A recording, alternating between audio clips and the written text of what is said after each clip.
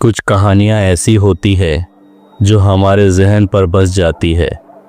सालों बाद भी एक आवाज़, एक खामोशी या एक पुराना पेड़ सब कुछ फिर से ताज़ा कर देती है। ये कहानी उन्हीं में से एक है जो मेरे साथ 1991 की गर्मियों की छुट्टियों पर हुई थी, जब मैं अपनी माँ के साथ उनके मायके यानी गांव गया था। हम गर्मियों की छुट्टियों में ट्रेन से माँ के गांव पहुँचे थे। वो गांव एक छोटे से पहाड़ी के नीचे बसा हुआ था। घर एक दूसरे से काफ़ी दूरी पर थे।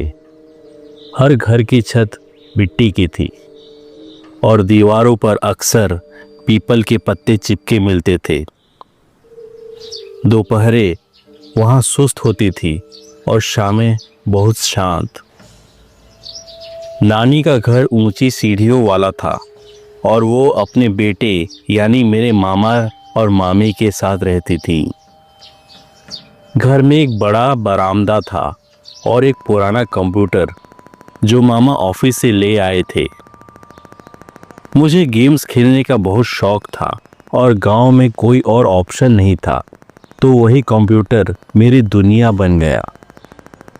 एक शाम माँ, मामी और मामा सब पास के शहर गए थे कुछ ज़रूरी खरीदारी के लिए। मुझे घर पर अकेला छोड़ दिया गया क्योंकि मैं कंप्यूटर पर गेम्स खेलने में व्यस्त था। बिजली तो जाती रहती थी, लेकिन उस दिन सब कुछ ठीक था। थोड़ी देर बाद फ़ोन बजा, लैंडलाइन वाला, जो बड़ी ज़ोर से घंटी बजाता था। फ़ोन मामा का था।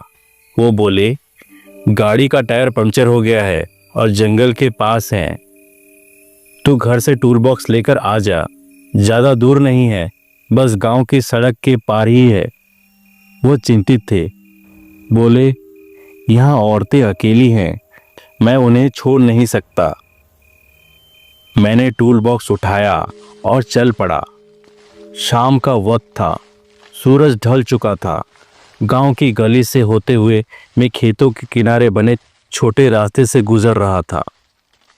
वहाँ एक छोटा सा जंगल जैसा इलाका पड़ता था, झाड़ियाँ, पेड़ और सन्नाटा। जैसे ही मैं उस छोटे जंगल के पास पहुँचा, मुझे ऐसा लगा जैसे कोई मुझे देख रहा है। मैंने मुड़कर देखा, कुछ नहीं था, पर चलते चलते मैंने देखा एक काला लंबा सा साया एक पेड़ के पीछे खड़ा था। मैं रुक गया, सांस तेज चल रही थी। वो साया मेरी तरफ बिल्कुल भी नहीं हिला, बस खड़ा रहा।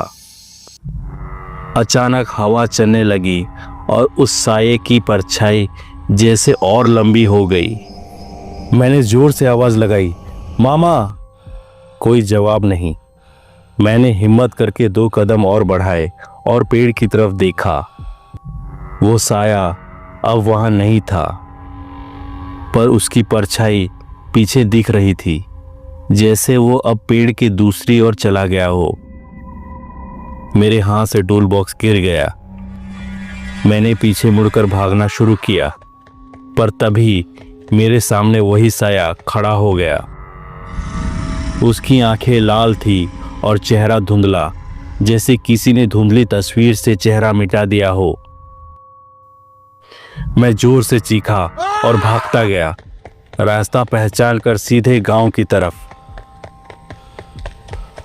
जब मैं हांफता हुआ घर पहुंचा, तब तक सब लोग वापस आ चुके थे। मामा बोले, अरे तू कहाँ चला गया था? मैं चौंका। मैंने तो फ़ोन पर बात की थी। पर मामा बोले, नहीं, मैंने तो फ़ोन किया ही नहीं। माँ ने मेरा माथा छुआ, बुखार है तुझे। और फिर सबने यही समझा कि शायद मुझे कोई भ्रम हुआ होगा, शायद डर की वजह से, अकेले होने की वजह से। पर आज भी जब आंखें बंद करता हूँ, वो धुंधला चेहरा और लाल आंखें मुझे दिख जाती हैं। क्या वो कोई आत्मा थी या मेरा वहम? जो भी था, उस दिन के बाद मैं कभी भी अकेले गांव के उस रास्ते पर नहीं गया। गांव अब भी वही है, वो पेड़ अब भी खड़ा है और शायद वो परछाई भी।